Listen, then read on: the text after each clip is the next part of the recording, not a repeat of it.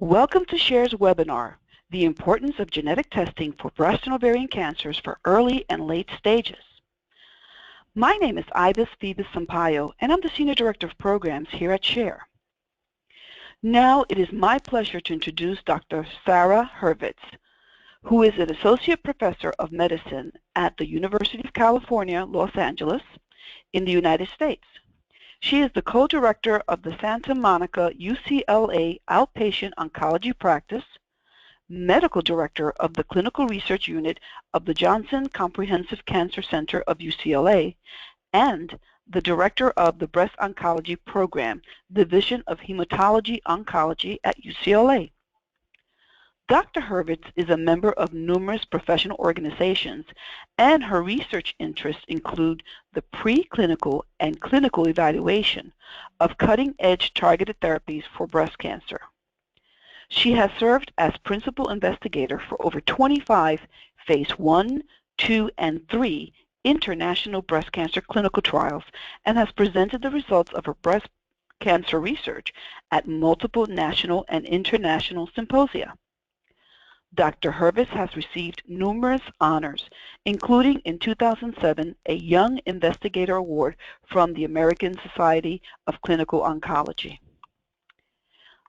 Dr. Hurvitz. Thank you very much. So it's my pleasure to be here and talk about the importance of genetic testing for breast and ovarian cancer.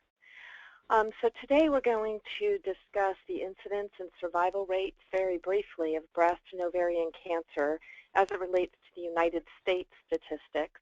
We're going to review cancer genetics and specifically talk about BRCA genes and the risk of cancer associated with mutation in either the BRCA1 or 2 gene. We're going to talk about who should be tested and why a patient should be tested for BRCA mutation. We're going to also discuss the implications of a positive mutation and use some cases to explain the data that we have discussed, and then introduce a new area of targeting the BRCA problem in cancer therapy. So as of 2015, it was estimated that about 231,000 women will be diagnosed with breast cancer in the United States annually, or this year, with 2,350 new cases in men. There are just over 40,000 deaths from breast cancer in 2015 in the United States. So while many of our therapies have improved the survival rates expected from breast cancer, the death rate does continue to be relatively high annually. The 5-year survival for localized breast cancer is almost 100%. Localized breast cancer means breast cancer that is primarily in the breast, has not spread to the lymph nodes. Regional breast cancer, the 5-year survival rate is 85%, so it drops when the breast cancer has spread to the lymph nodes. And then distant breast cancer rates are only 25% at 5 years, meaning patients who have the cancer that is spread from the breast and lymph nodes into the liver, bones, or lungs. And so the survival significantly drops in that situation. In terms of ovarian cancer, there will be 21,290 women diagnosed in the United States this year with ovarian cancer. And what you notice here is the death rate compared to the incidence rate is much higher than in breast cancer. So just to take you back, 231,000 diagnoses of breast cancer annually with 40,000 deaths. And here you can see that over half of the diagnoses are associated with death. So it is associated with a higher mortality rate than you see in breast cancer, with 14,000 deaths expected annually in the U.S. The 5-year survival rates are also lower for localized and regional ovarian cancer. There's a typo there. It should say ovarian cancer, not breast cancer. I apologize. So the 5-year survival for localized ovarian cancer is 92%. For regional, meaning involving the local lymph nodes near the ovaries, is 72%. And if the ovarian cancer has spread to distant sites, the survival is 27%. We know that the survival rates associated with cancer, both breast and ovarian cancers, are associated with the stage at diagnosis. So what I'm showing you here is the survival associated with ovarian cancer, and these come from SEER registry data from 1988 to 2003 from 9 registries. And what you can see in the red curve is the survival rate for patients with localized disease is much higher than for patients who had distant metastases, shown in the green line there. And shown here are the rates for cancer incidence on the top graph there, and cancer deaths on the bottom graph there, just to kind of give you a perspective on the most commonly diagnosed cancers in both men and women. So just focusing on the right side there, you can see that breast is the #1 cancer diagnosed in women in the United States, 29%. There with 231,000, and it's the #2 cause of cancer-related death. What you don't see on the top curve is the incidence of ovarian cancer, because it has a lower risk of, or a lower incidence of diagnosis. However, on the bottom curves, you can see that ovarian cancer comes up as the 5th and most common cause of cancer-related death.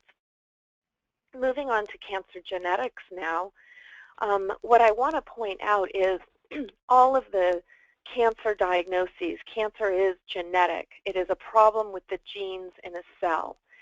There are 2 kinds of genetic cancer. There is hereditary genetic cancer, meaning that the mutation has occurred, has been passed in the germ cells, so the ovary or sperm of a parent carries that mutation, and so the child has that mutation in all of the cells of the body. And that is what happens with the BRCA 1 or 2 mutation, is that all of the cells in the body carry one abnormal copy of that gene.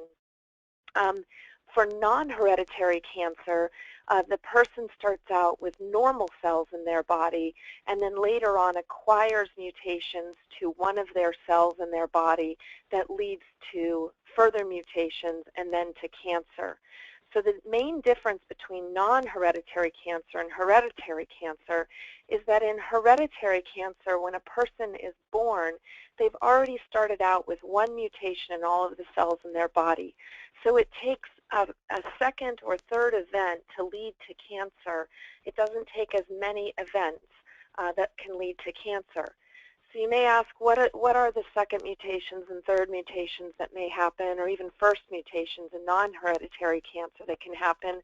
And there's a variety of causes: environmental exposures, hormones, UV radiation, radiation exposure, even chemotherapy for one type of cancer can lead to a mutation in cells that leads to another type of cancer.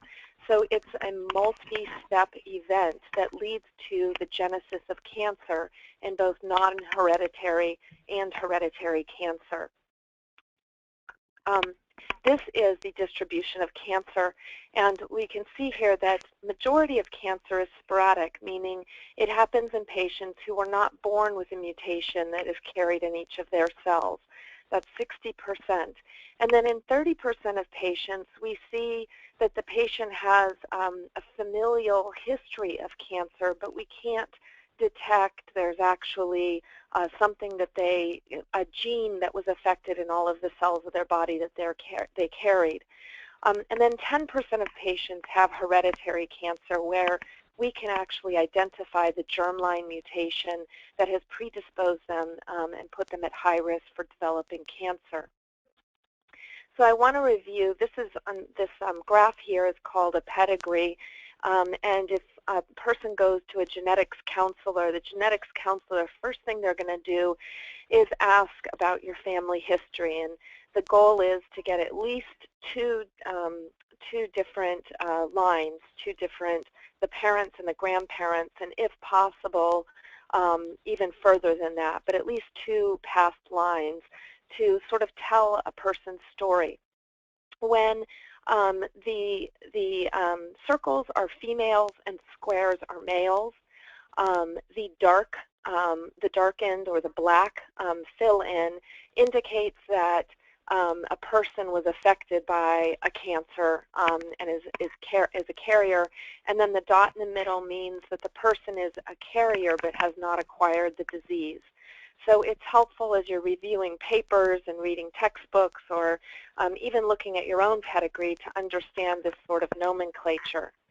When we talk about an autosomal dominant mutation, it means that there is only one mutation required, keeping in mind we all have 2 sets of genes, one set from mom and one from dad, so we have 2 copies of all of our genes.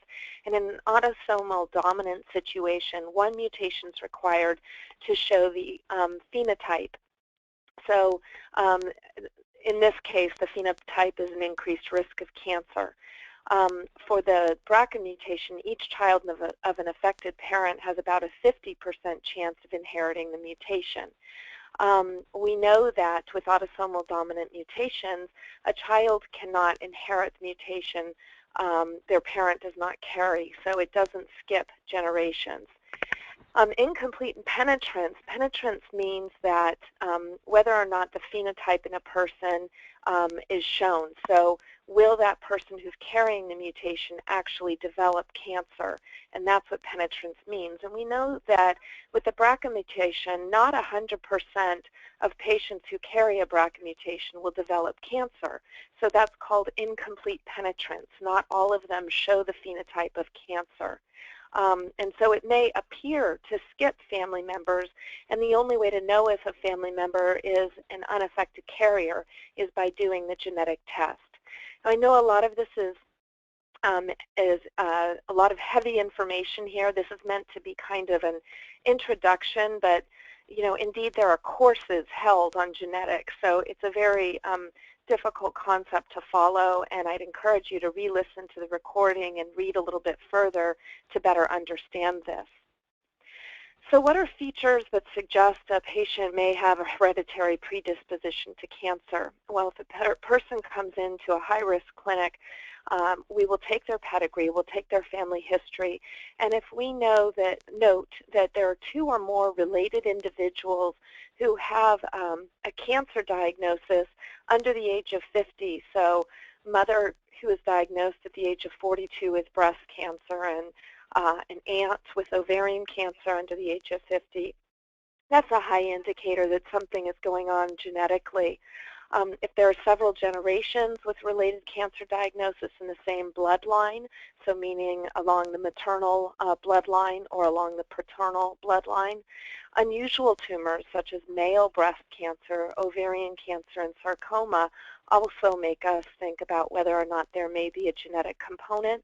And then individuals with multiple primary tumors, so patient who comes in with a history of breast cancer in 2002 and then in 2009 has a contralateral or a new breast cancer on the other side of, on the other breast, bilateral kidney cancer, and then patients who have breast and ovarian cancer or colon and uterine cancer are indicated that this may be a genetic component.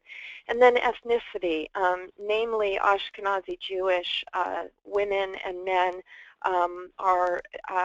have founder mutations relatively frequently. That so when we have a patient come in, we always ask their ethnic background, especially if they're of Ashkenazi Jewish ancestry, because in that situation we would consider doing testing for specific mutations. So what are these BRCA genes we're talking about, and why are they important? And I want to first review DNA repair so that you can understand how BRCA genes are necessary in our cells. So as I indicated earlier, there are a number of things that we are exposed to as human beings, UV radiation, chemicals in our food and water, and everything that we touch. chemotherapy, radiotherapy, and then just normal physiology when our DNA, when our cells divide, which is a normal process. The DNA needs to replicate, and every time the DNA replicates or doubles, it needs to be a perfect copy of itself. And when it goes through that replication process, mistakes can happen and breaks can occur in the DNA itself. And so if this went on without being repaired, the cells would die, and actually we would not survive as human beings. So the cell has developed really quite beautiful, intricate mechanisms to repair DNA when these things happen to the DNA. Focusing on double-strand breaks at the bottom there, if both strands of the DNA are broken, this would be a lethal problem. And so a system of proteins has been developed evolutionarily that go in and repair these double-strand breaks, and they do it almost perfectly.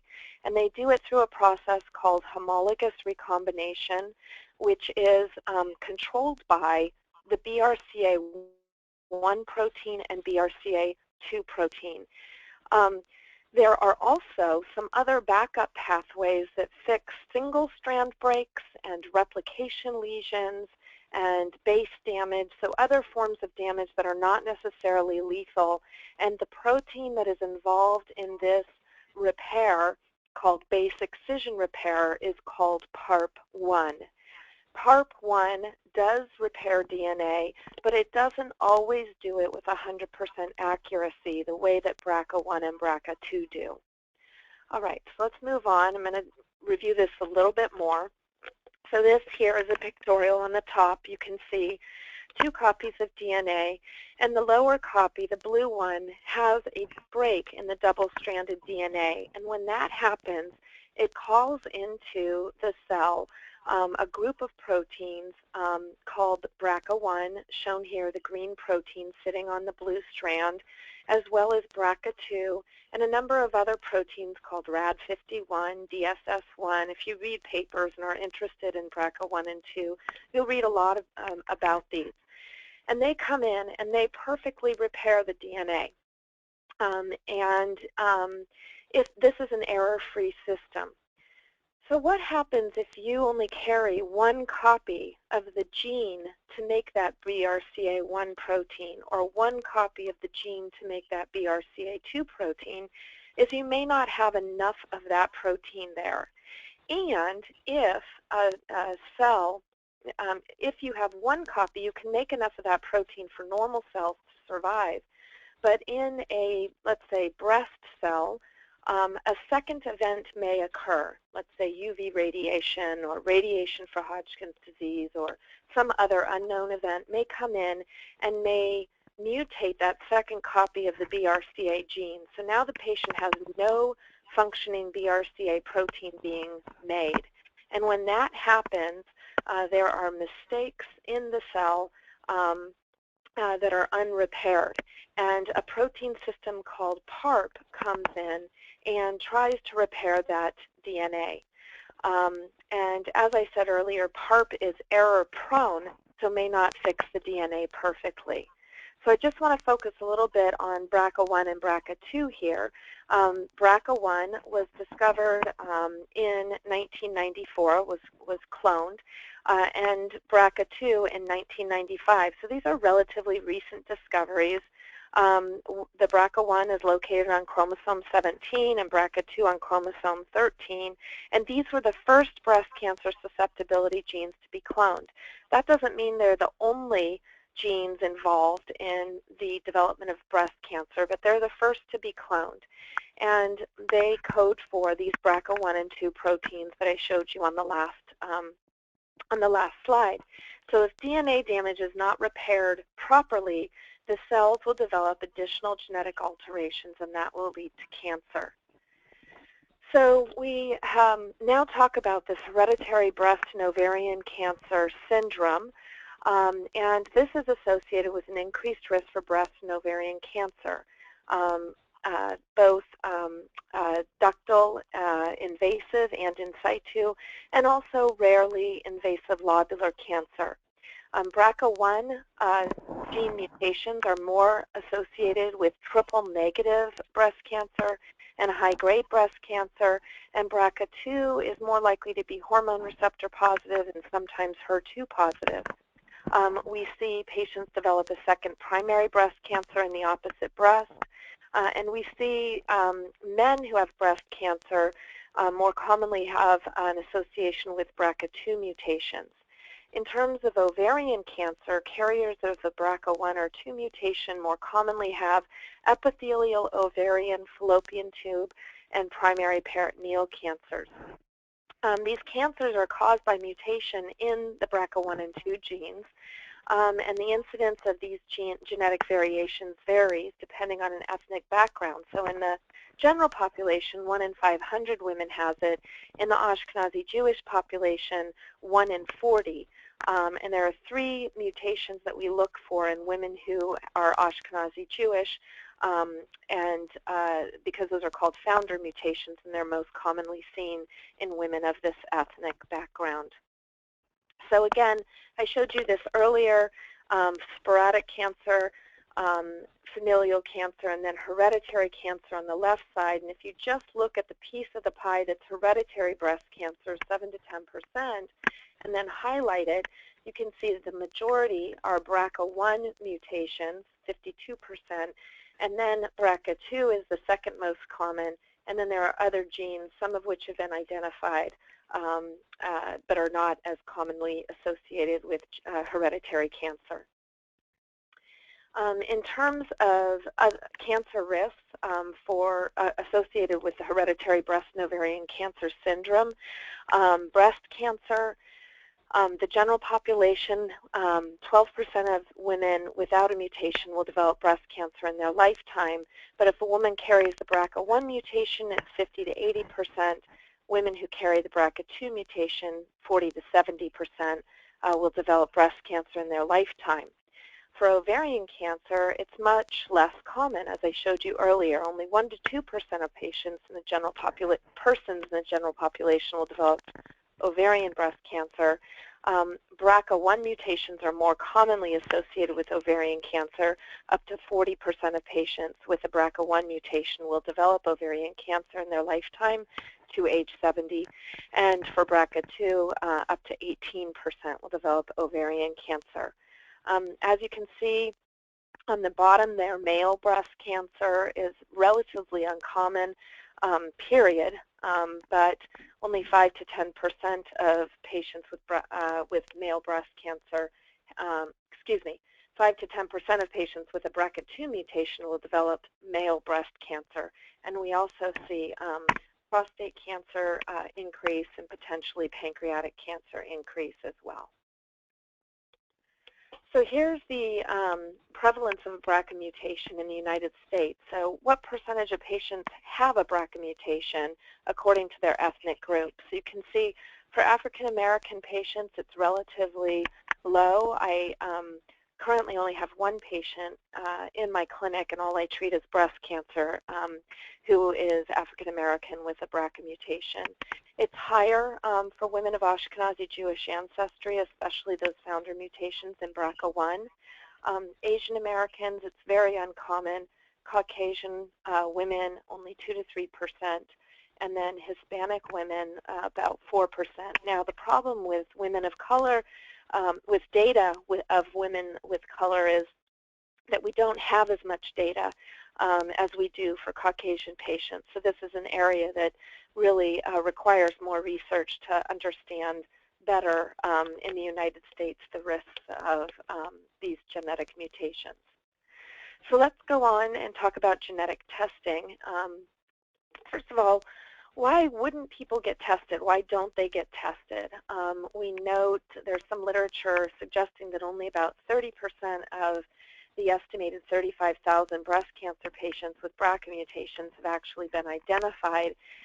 Some of this may be due to the fact that family practitioners, general physicians, internists may not all be aware of the risk of certain family histories and genetic backgrounds with developing cancer. So the screening may not be done where it should be done by primary care providers such as internists and OB-GYNs.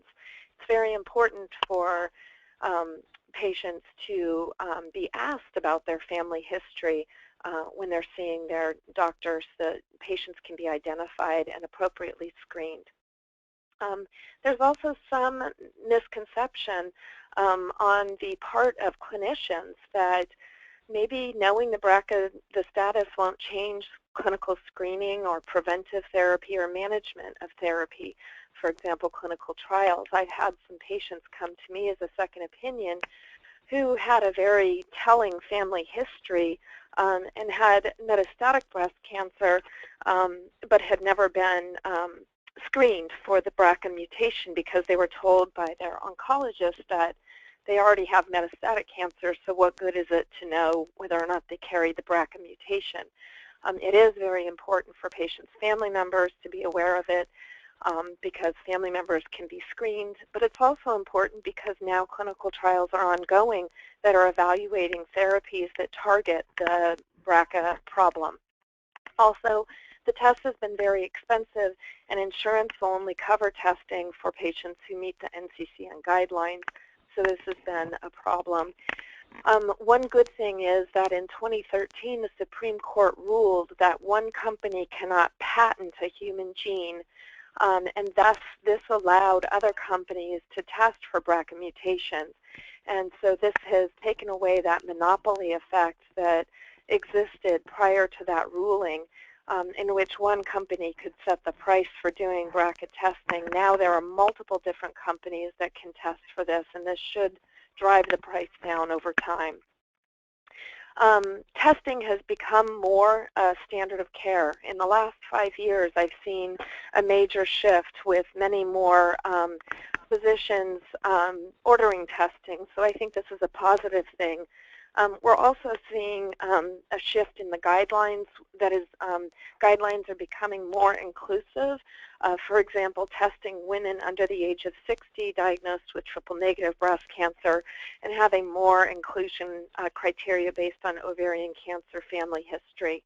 And the insurance companies are covering testing more often because it does make sense from a cost perspective to test women prior to them developing cancer. It'll save them a lot of money in the long run to identify carriers and do preventive strategies.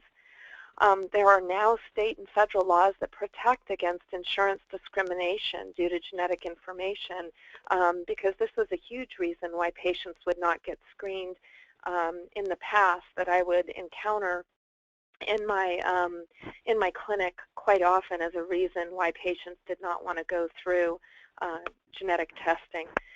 More sophisticated tests are becoming available, and we're learning more about the genes that are being tested, and registries are being built with the testing information so that we can follow the outcomes of patients who are diagnosed with certain genetic or new genetic mutations. And this all allows us for a more personalized approach to patient care. So shown here on this slide is, it's a busy slide, but it's an important one. And this is one that I think physicians should have in their office, primary care physicians and gynecologists and oncologists. We should all be aware of these guidelines because they are complex, but they identify here patients who should be tested for a BRCA gene. Patients who are diagnosed under the age of 45, for example, should be tested. Patients who've been diagnosed at the age of 50 or younger and also have another patient who had a breast cancer or an unknown or limited family history. So some internists don't know that if a patient comes to you and is adopted and doesn't know their family history and has been diagnosed with breast cancer, that they would meet testing criteria. So I'm not going to read all of these to you, but I do think that it's important to be aware that these guidelines exist. They're updated frequently, sometimes several times a year, to be most in sync with the state-of-the-art literature. So what does a positive BRCA result mean when a patient is diagnosed with being a carrier? And it means that there is a harmful mutation that they carry in the cells of their body. It will not tell that person with 100% certainty whether or not they will develop cancer. It just tells them that they are at a higher risk of developing cancer because they were born with that predisposition, with only one normal copy of that particular gene. It also tells them that they may pass the mutation to the offspring. It can be carried by both men and women and carried down to both sons and daughters. So it's a common misconception that only women carry this gene, and it's important to be aware.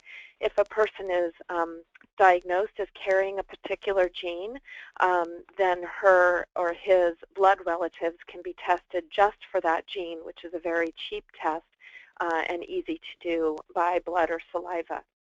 It's also important to know that a negative result is not clearly negative. If the patient has a very compelling family history that suggests a mutation, but there's no mutation in the family, the negative result is less clear. Testing can miss mutations, and there may be mutations that have not been identified. For example, I have a patient who is a man who has male breast cancer and developed prostate cancer and has a family history of pancreatic cancer. He has tested negative for BRCA several times at several different points. Clearly there is something going on genetically here, but he has not been identified as being a BRCA carrier, so he is being followed in a registry, and hopefully in the future we'll be able to identify what is going on in that particular family. Now, some patients will do their testing and get a report back that says, we've identified a mutation, but it's a variant of unknown significance, or VUS. And that means that they've only detected that mutation in 1 or 2 different people or families, that it doesn't appear to be associated with cancer, but they're following the data long-term to see if it's associated with cancer. So it's a little unsettling for somebody who has a diagnosis of VUS. But in general, we don't believe that these mutations are necessarily associated with cancer, and patients are treated as though they have normal genes in the majority of cases. All right, so how do we manage a patient who's a carrier of a BRCA mutation? So first of all, genetic counseling is very important. We rarely recommend that patients have their tests done by internist or family practitioner or oncologist who just sends the test and then sends the patient the report or tells the patient yes or no, you have the gene. This is a very complex discussion. A full pedigree should be done prior to testing. The clinician should talk to the person about the implications of a positive or negative result so that the person is prepared to receive whatever the results end up being. When the results do come out, if a patient is found to be a BRCA carrier, there are a number of decisions that might be made. If a patient's never been diagnosed with breast cancer, they may decide to do a risk-reducing bilateral mastectomy to reduce at a high level their risk of developing breast cancer. In general, if a patient has been diagnosed with ovarian cancer and then finds out she's a carrier of a BRCA mutation, it's recommended that she wait 5 years after her ovarian cancer diagnosis to proceed with mastectomies, and that's because those first 5 years are sort of the most dangerous to the patient in terms of ovarian cancer. The risk of dying from ovarian cancer is higher in those years. But if she gets through that therapy and does well and is successful, then do the mastectomies after that time period to reduce the risk of developing breast cancer down the line. I have had some patients who've had breast cancer and find out they're BRCA carriers, but they just don't want to do mastectomies, and that's a perfectly fine personal decision to make. But for those patients, we do an annual mammogram and annual MRI. We generally stagger them by 6 months so that a patient is having some form of imaging of the breast every 6 months. And then we consider chemo prevention, meaning tamoxifen or an aromatase inhibitor, to reduce the risk of developing breast cancer in either breast by about 50%. And then for patients who are found to be a BRCA mutation carrier who's not had ovarian cancer, if the patient have a risk-reducing oophorectomy by the age of 35 to 40 and when childbearing is completed, and in order to reduce the risk of of ovarian cancer. And so, as shown here, these are a number of studies that have looked at the risk-reducing oophorectomy in BRCA1 or 2 carriers, and these studies show that patients who do reduce them have a lower risk of developing both gynecologic cancer as well as, in most of these studies, breast cancer, because you're reducing estrogen production. This is a picture of the different organs shown here, the ovarian ligament, the fallopian tube, which must be removed as part of this surgery, as well as the ovary. And then here are the guidelines for management of hereditary breast and ovarian cancer syndrome. I won't read these to you again, similar to the last NCCN guideline that I showed you. It's quite wordy, but I wanted you to be aware that these are available to clinicians, that you could get a copy of it and review. But these are the management guidelines that we should be following as clinicians for patients who've been diagnosed with one of these mutations.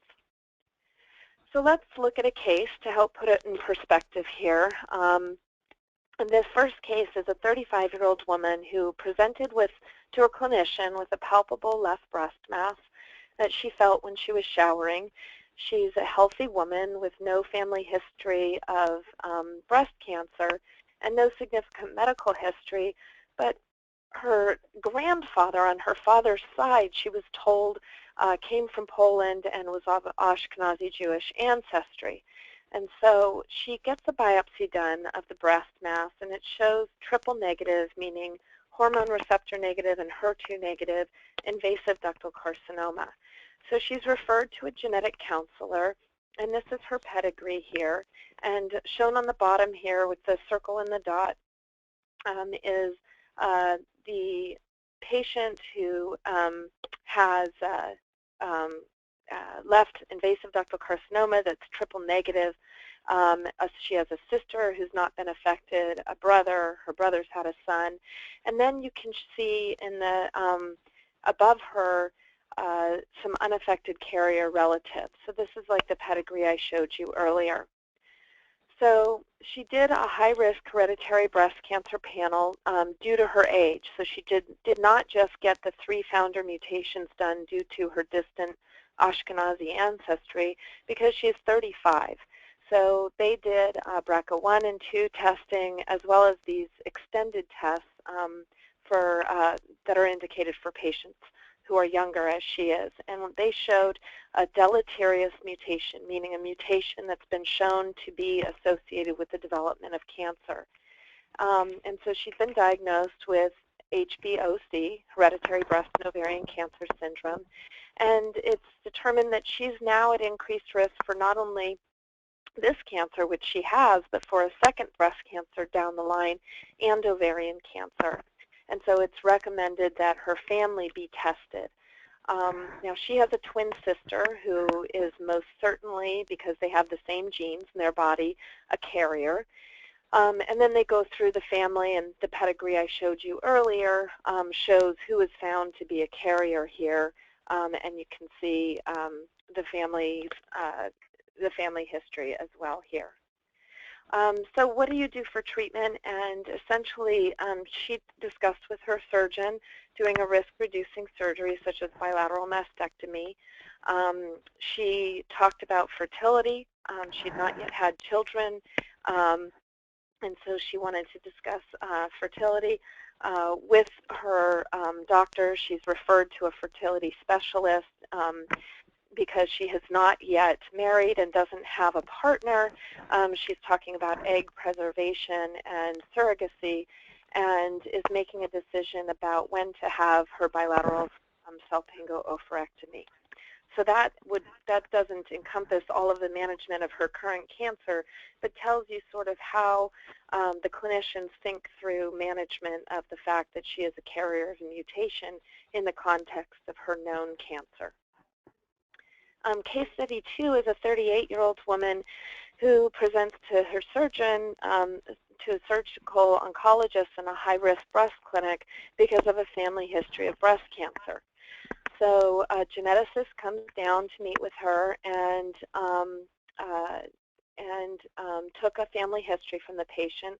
And it's noted that the patient's mother, at the age of 65, was diagnosed with breast cancer when she was 47, and she's currently 65 years old. So her mother was treated with mastectomy, chemotherapy, and radiation, and the primary physician would not order genetic testing because she already had breast cancer. So this is just an example of some of the misconceptions about genetic testing and its utility in somebody who's already been diagnosed. So the mother certainly met criteria for being tested because she was under the age of 50 when she was diagnosed, and ideally we would want to test the mother because she's the one who's been diagnosed with cancer. We wouldn't want from the outset to test the 38-year-old woman who is not affected by cancer yet. So here's the pedigree. This is the mother here who was diagnosed at the age of 47 with breast cancer and had this treatment. And of note, she also had a hysterectomy and oophorectomy at the age of 48. And then the mother's sister had breast cancer as well, which is interesting to note. And then you have your 38-year-old woman on the bottom there and 33-year-old son on the bottom right there in the square. And so the question is, who should we be testing? And ideally we test the mother because or the aunt, but ideally the mother, because that will tell us if the mother doesn't carry the mutation, then it would be unlikely that the daughter does. So BRCA testing was ordered on the mother. It should be noted that Medicare doesn't always cover hereditary cancer panels, although I'm having better luck. As long as patients meet the NCCN guidelines, we're able to get it. But they did discover a deleterious mutation in BRCA2, and this indicated to them that the mother is at increased risk for contralateral breast cancer because she kept her opposite breast. She's also at a higher risk of primary peritoneal cancer. Now, she had her ovaries and fallopian tubes removed, but the peritoneum cannot be removed. That's the lining of the abdomen, and that is contiguous with the ovarian fallopian tube type tissue. So some patients with BRCA mutations, even though they've had their ovaries and fallopian tubes removed, will develop primary peritoneal cancer.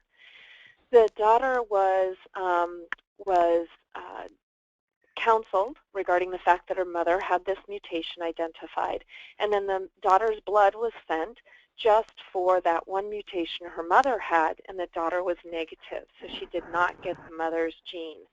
And then the geneticist encouraged them to talk to the son, the patient's brother, who is likely, and sister, to see whether or not they want to be tested for that particular mutation.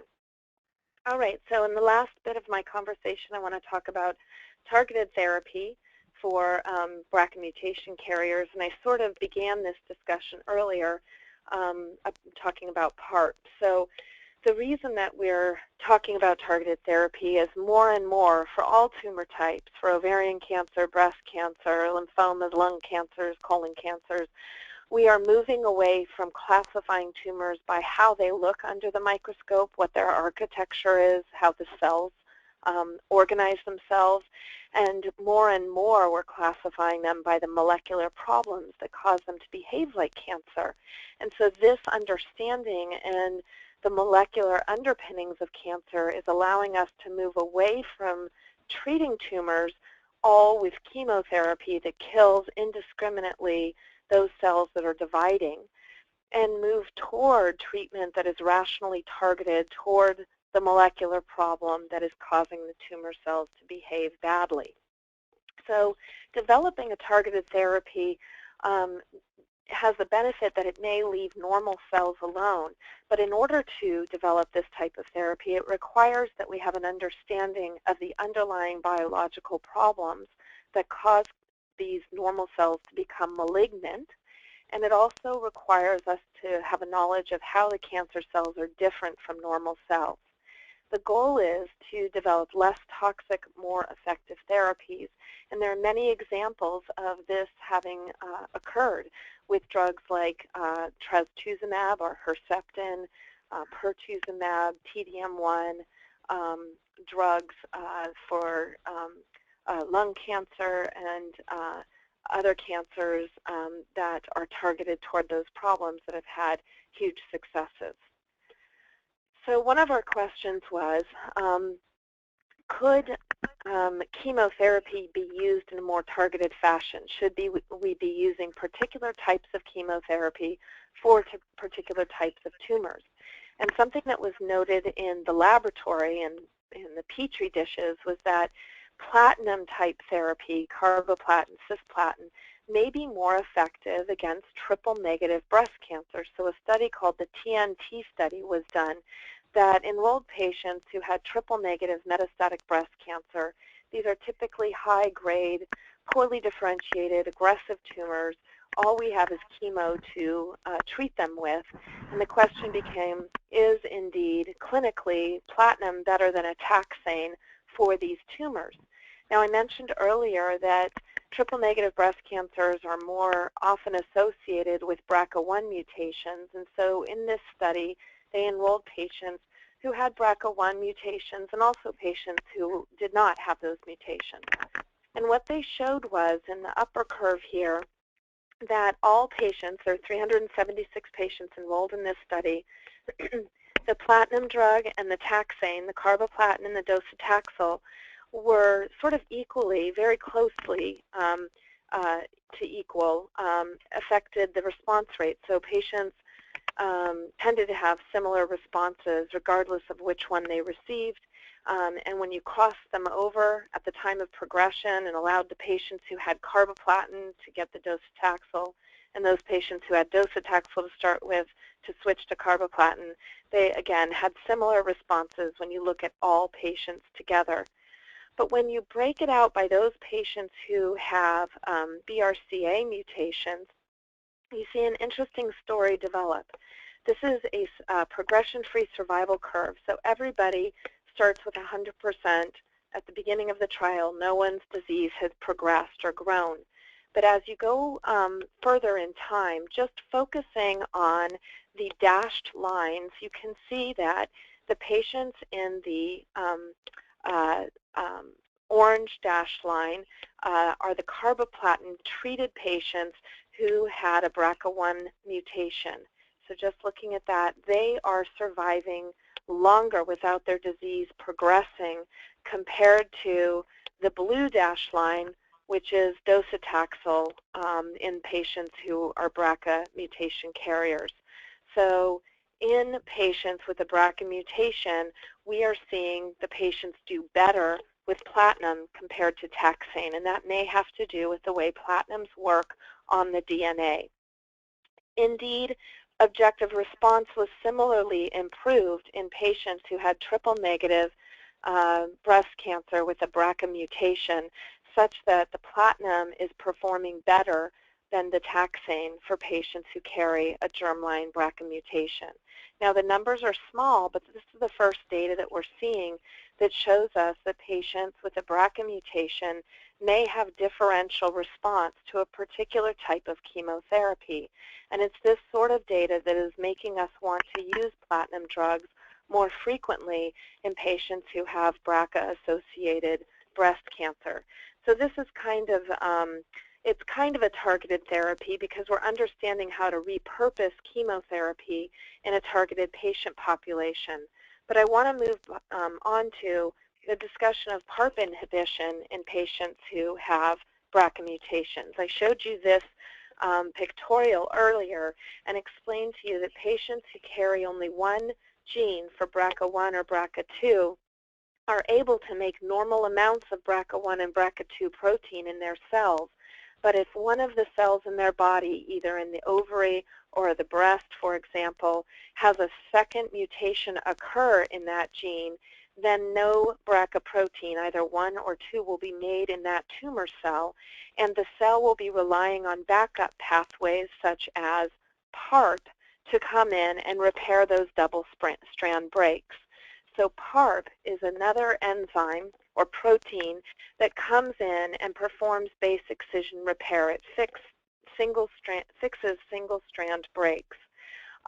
When a BRCA mutation has occurred and the patient doesn't have any BRCA protein, then the cell is relying entirely on PARP to come in and fix that problem. And we know that PARP is upregulated, especially in the triple-negative type of breast cancer. We see a lot more PARP, so PARP is more active in that type of breast cancer. What we think is if you are having a cell repaired by PARP, then mistakes are happening and little mutations are occurring that lead to cancer. So the concept was, why don't we inhibit PARP in a cancer cell that is BRCA deficient and see if that will kill the cell. So here's the concept, again, pictorialized. On the upper left corner here, we have a normal cell, and single-strand break repair and homologous recombination work normally, and the cell survives. Homologous recombination, again, is controlled by the BRCA1 and 2 proteins, and it fixes double-strand base breaks. In a patient who has a BRCA defective cell, meaning there is no double-strand break repair, no homologous recombination, then only single-strand break repair can be done, and that is done by the PARP protein, and it allows the cell to survive, but the cell survives and survives with more and more mutations accumulating, leading to cancer. So in a normal cell, if you give a PARP inhibitor, the cell continues to survive because homologous recombination is alive and well. So even if a cell has only one copy of the BRCA gene, it will still have enough to do normal homologous recombination, and the cell will survive normally. But if you give a PARP inhibitor to a cell that is entirely relying on PARP to survive, that will kill the cell. So this is called synthetic lethality. It is a way of targeting the cancer cell that is uniquely sensitive to PARP inhibition because it's relying entirely on PARP to survive. This is a pretty hefty concept, so hopefully you're following the explanation. A lot of oncologists don't follow how PARP inhibitors work, so hopefully this is making sense to you along the way. So again, this is another way of looking at the problem in a normal cell or a heterozygote, meaning a cell that has one copy of the BRCA. DNA damage occurs, and homologous recombination can fix the cell. Base excision repair with the PARP protein can fix the cell. But in a cell that is deficient, does not have any normal copies of BRCA1 or BRCA2, homologous recombination cannot occur, and so you require the PARP to come in and you do base excision repair. If you inhibit base excision repair with the PARP inhibitor, then that's going to lead to lethality of that cell, but it will not kill the normal cells. So that's the idea of synthetic lethality when you read about that. We know from Petri dish studies that PARP inhibitors work in BRCA-mutated cancers very well. These are some cell lines. These are some no, these are cell lines here. And in the BRCA1, negative, meaning no normal copies of BRCA1, the PARP inhibition kills the cells very efficiently, and similarly with BRCA2, negative, meaning no normal copies of BRCA. And so olaparib is a drug that, there are a number of PARP inhibitors, but olaparib was the first sort of out of the gate that is a PARP inhibitor. There are clinical trials that were developed in metastatic breast cancer and in advanced tumors for patients with BRCA mutations. And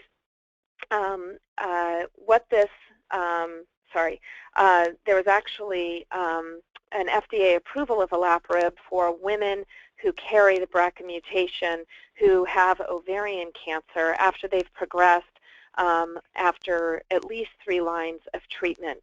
So this FDA approval came in December of 2013 based on a phase 2 study in which 298 patients with advanced cancer associated with a BRCA mutation were enrolled.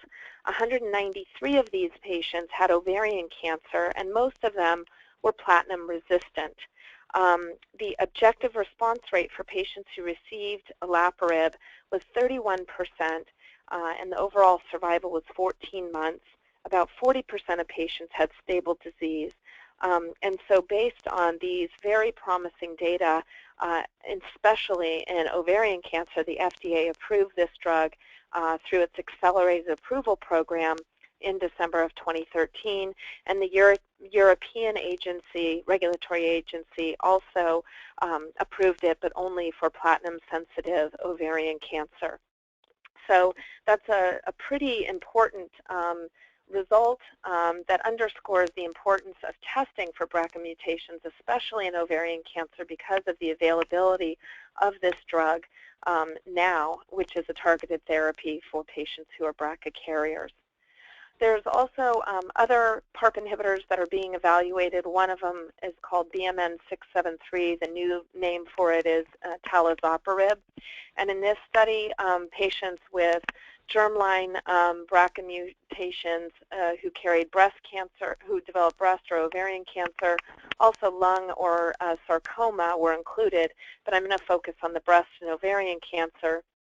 And you can see in this study here, there are 28 patients with ovarian, 18 with breast cancer.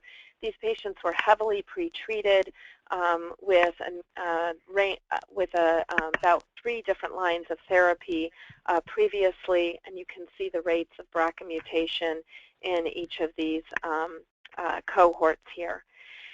And then just focusing on the breast cancer data here, what we saw was that looking at the response rate, 44% of the patients with breast cancer had a response to the talazoparib. And if you look at patients who had stable disease lasting at least 24 months, the clinical benefit rate was 72%. And then if you look at those patients who took the dose that was recommended to move forward in the phase 2 studies, 1 milligram per day, the response rate was 50%, with 86% having a clinical benefit. So these are very promising data for this potent inhibitor of PARP. These are because I can't go through all of the studies ongoing in breast and ovarian cancer, these are the ongoing studies that are evaluating PARP inhibitors. Currently, I don't know if this is exhaustive, but these are the main phase 2 and phase 3 studies that are ongoing. And I'd just like to highlight the In BRCA study, which is a phase 3 study of talazoparib that I just told you about. There's also a study called Abrazo looking at talazoparib in patients who have had a prior platinum and breast cancer. Veliparib is another drug that is being evaluated, rucaparib and niraparib. So we have a number of studies. We don't generally consider iniparib to be much of a PARP inhibitor. That was looked at early on, but it's one of the weaker ones, and it tends to hit other targets as well. So shown here are the ones that are furthest in development in breast and ovarian cancer for patients with BRCA mutations, and a number of studies are being developed now for patients with triple-negative breast cancer to see whether or not we can identify patients who might benefit from BRCA PARP inhibition, who have problems with homologous recombination but are not germline carriers of BRCA. So with that, I hope this wasn't too hefty. I know I went a little over time because I wanted to go through the data relatively slowly, but we have some time for questions and discussion if our hostess feels that we have enough time to do that. Yes, thank you, Dr. Hurvitz, and yes, it's very, very important. I've gotten quite a few questions here, so I'm trying to mix them up together and make sure that the overall questions are answered. First and foremost, we have a lot of questions with respect to the genetic testing. Some of the women are stating that they've had everything negative at the time, but a strong family history genetic component, and they're asking whether or not, what was your idea on getting retesting, how often, the cost effectiveness, and how to convince the medical providers that now genes are publicized.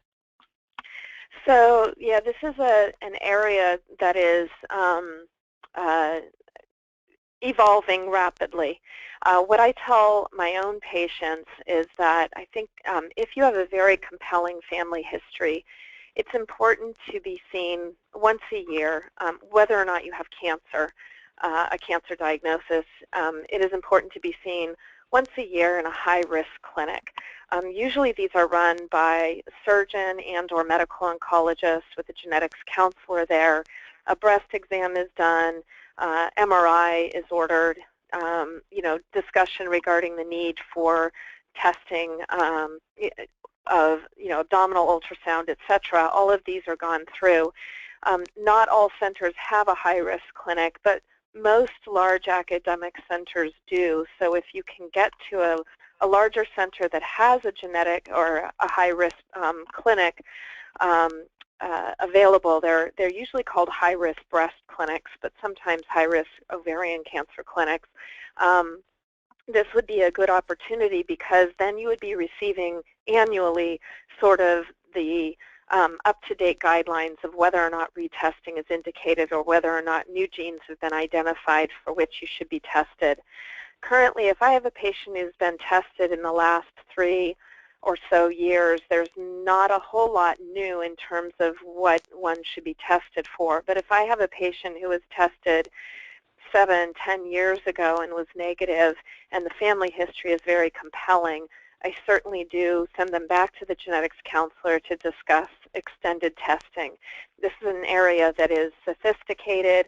Most oncologists are not trained genetic counselors, and so it's my feeling that we should have a genetic counselor who's trained and board certified doing these discussions and providing this sort of recommendation to patients. So hopefully that answers the question for most of the people.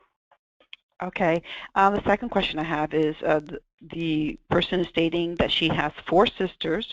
2 had HR-positive breast cancer and 1 had pancreatic cancer. She has 3 sons, and she's wondering if they should be tested for breast cancer, or her nieces also, should they be tested? So if her sisters with I'm sorry, I think what she means is she should be genetically tested. She put tested for breast cancer, but... Right. So the recommendation, just like the second case I showed you, the persons who had the cancer should be tested. So her 2 sisters with the hormone receptor breast cancer should undergo testing. That would be the strongest, the best relatives to test. If neither of them carry a mutation, then further testing does not really need to be done in your unaffected children. They still may qualify for going to a high-risk breast clinic by virtue of family history, but genetic testing should start with the relative who had the cancer. because if the relative who had the cancer is not a genetic carrier, then it's unlikely progeny or relatives would be genetic carriers. If the relative is found, if the sister is found to be a carrier, for example, of a BRCA mutation, then you, the question asker, should be tested. If you are a positive carrier, then your children should all be tested. If you are not a carrier, then no testing is needed.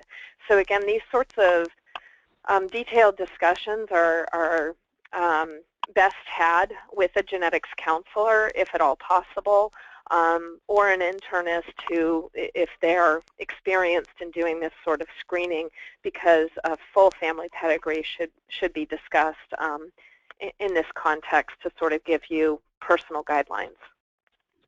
Thank you. Now, this other question is, what is the percentage of BRCA 1 and 2 that are and other genes in ovarian cancer? I don't understand the question. There is a slide she's there asking that about shows the carriers, the BRCA2 carriers. In one of your slides, you put the information about the breast cancer, and you broke it down. I did that with ovarian as well, I believe. So I'm trying to pull up the slide here.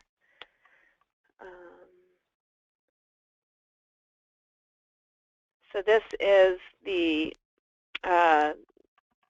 risk of cancer for patients with BRCA1 and BRCA2 developing ovarian cancer. I guess, is she asking the prevalence of BRCA mutation by ovarian cancer? I don't have that. I think that's what she means. I don't have that data on the slides here, but this is something where you know, I'd be happy to provide that data after this call. If they provide you with their email address afterwards, I can email that information out. Wonderful, thank you. And another question on states, please explain the different types of testing for individuals with ovarian cancer. Does insurance usually pay, for instance, Medicare? Yes, if a patient has ovarian cancer and they meet the guidelines, insurance should pay. Most insurance companies are going by, and I'm trying to pull up the guidelines here, are going by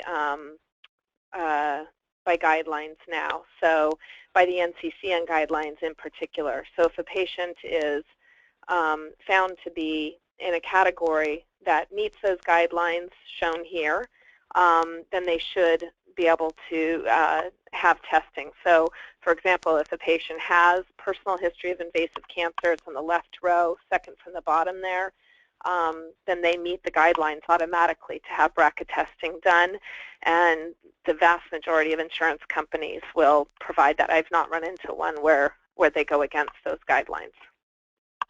Wonderful. And also, one is a comment. Andrea suggests that people read the article by Erica Stallings, where it indicates that young black patients had the BRCA mutation by 12%, and this is a recent study from H. Lee Moffitt Cancer and Research Institute. So this is just a comment that she wanted to bring out. And another question is, does genetic testing help stage 4 metastatic breast cancer?